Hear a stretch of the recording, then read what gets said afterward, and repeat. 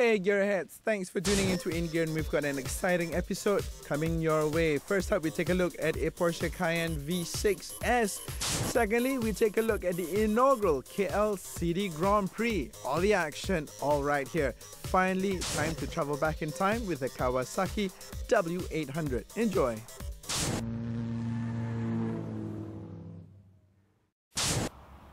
Now, what are typical first world problems? Here's an example. You want to have coffee, you want to have it with cream or full fat milk or skim milk or semi-skim milk.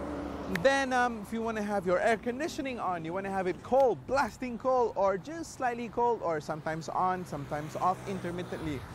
Here's another typical first world problem. You want to have a car, but you want it to go fast, but you want to carry your whole family, but you want to look good, but you want to still be, save some money from the petrol consumption.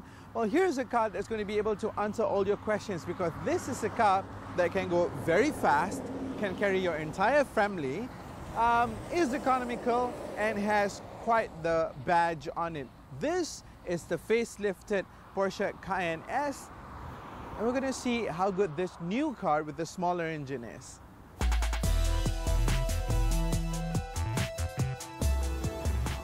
So what is the facelift story? Because if you weren't familiar with the whole Porsche Cayenne lineup, you'll be thinking this looks exactly the same like the car it replaces. Well, you're not very wrong lah, because to be honest, the facelift is very minor. You will only see small touches of improvement on the general design, but then they say if it ain't broken, why fix it? Well, one thing that was not broken, but they definitely fixed it, and they did a very good job at it, was this headlamp over here. It now features this very new 4 LED design. This is sort of like reminiscent of the Le Mans Porsche racer cars, right? So this is definitely new, but overall the front end just remains pretty much the same with minor touches, slats and colors. I mean, nothing major lah. That's the one thing definitely for sure. This particular car comes with this 21-inch wheels, which are optional. The original wheels are 19 inches, and this particular wheel comes wrapped with 295/35/21 tires. I think personally that with the bigger diameter wheels, it looks better and it's better suited for this car as compared to the smaller 19-inch wheels. Imagine Ronald McDonald wearing smaller shoes, it just does not feel right. So this is just about right. And then the other thing that reminds you of Ronald McDonald, the yellow calipers over there. Now, yellow for Porsche means ceramic. So this is, of course, another optional item. And this is definitely one thing that you should consider if you're getting this car, because any Porsche with a ceramic brake is just, way too awesome. Design is the same, but how about the tail end of the story? Let's go and check it out. Okay, so it's pretty much the same story with the back, because they haven't really changed a lot of it, but ever since they graduated from the first gen design for the tail lamps, these new tail lamps look great, and with the facelifted model, it's got an even newer combination lamp, and it just looks even better. So this is all new. The racks are optional items. Now, the thing that is not optional but looks optional are the quad pipes. You will see the Cayenne S comes with the quad pipes as standard. If you were to go for the lower spec V6, you will get 2 pipes, but if you went for the sport exhaust, you will get the quad pipes. But hey, these are standard. Okay, it's pissing it down. Let's go and check out what's happening inside.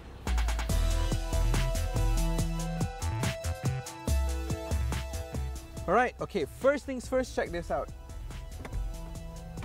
Check that out, vacuum doors. Optional of course, but still nonetheless very cool party trick, and it definitely makes this car feel a lot more mahal than what it is. So we like them vacuum doors. But welcome to the cockpit of the Porsche Cayenne S. Now this car obviously is a show car, so it's got all the bells and whistles installed in it, and therefore you get the beautiful two-tone leather red seats. And these are cost options. Generally speaking, the interior, again, like the exterior, nothing much has been changed, nothing major, but nonetheless, this is a work of art. And definitely, if you're one of those people who love to play around with buttons, you definitely get a lot of it everywhere. You've got a lot of buttons to play around with in this car. But let's look at what some of the stuff that you get with this car. This sport steering here is optional, and it definitely feels great. You've got the leather wrap, and also you've got the pedal shifters. It is of course rake and height adjustable, but it's electronic, so you don't actually have to fiddle around with levers. This car comes with a sport chrono pack with analog clocks. Apart from that, you also have the option of going for the high-end Bose sound system, which looks and sounds the bomb. And this, you have got the pano sunroof, which goes all the way from the front to the back, giving you, you know, Gandalf-inspired moments of "let there be light." We definitely get a lot of light. In fact, too much sunlight if you're not careful, hence why you've got the blinds as well. Apart from that, really, the interior is a fantastic looking place, and it definitely feels good to the touch. You've got the classic 5 clocks Porsche design up front, inclusive of one TFT screen, and you've got your nav, your seat warmers and seat coolers. I've got the seat coolers on right now. Perfect for Malaysia because hot weather, blast your aircon, but what's going to happen to your back and your derriere? Get your seat coolers on and you are good to go. You've got plenty of cubby holes because at the end of the day, this is an SUV and it's supposed to be carrying a lot of people. So definitely you get a lot of space to play around with, but the space that you have to play around with are all beautifully finished, nicely done, and the fit and finish and the quality of the buttons, everything just feels rock solidly German, precise and perfect. Okay, however, this is a Porsche, and you buy a Porsche not only to look and feel great sitting in it, but to look and feel great driving it. So we're gonna go for a quick drive.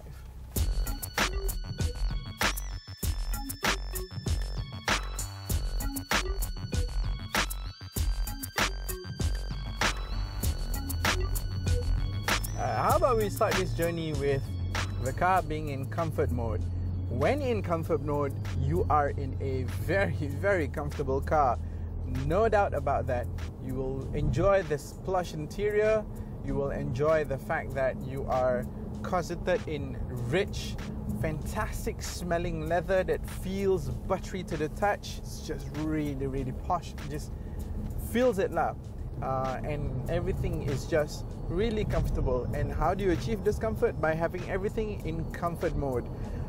Make sure that the suspension is in comfort mode, the engine is in just normal non-sport mode, so the default comfort mode, and it's really good.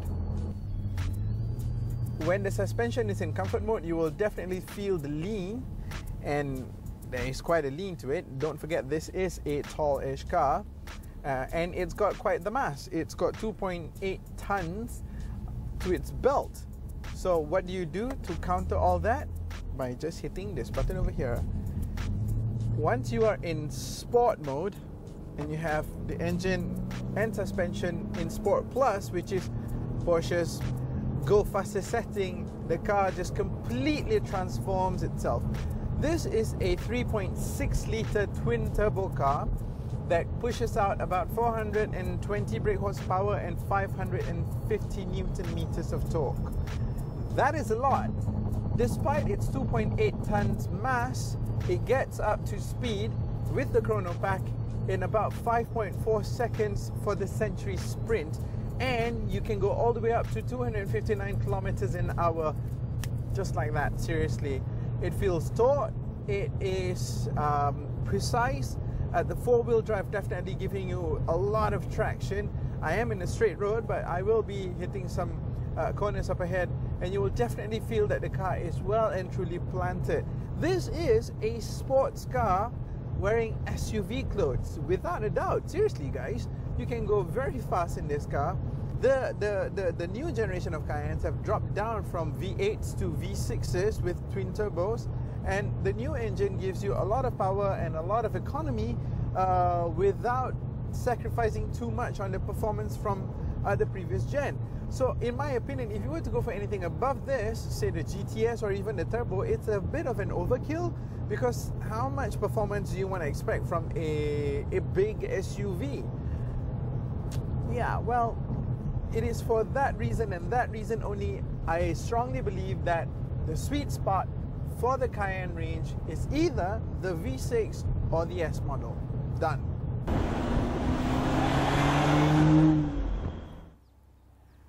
So really, what do you get when you buy a Porsche Cayenne S? You definitely know that this car is an all-rounder, but it may not be quite as talented as, say, any of the ranges when you want to go off-roading, but you still get options like this. This air suspension gives you a lot of space between the car and the ground because you can set it from normal to high 1 and high 2, and you can even bring it lower and all the way down for loading height. So you can actually put the car up for off-roading, not that you really want to. I mean, this is as far as I would go in a Cayenne for this.